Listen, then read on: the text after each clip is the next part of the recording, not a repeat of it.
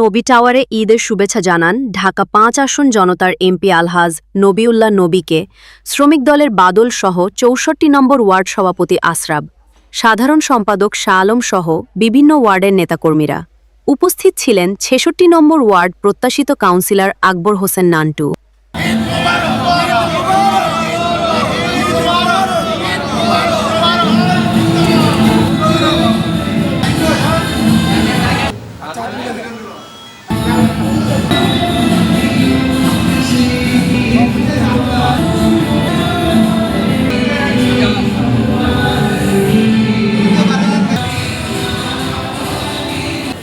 এদিক তাকান দুইজনে।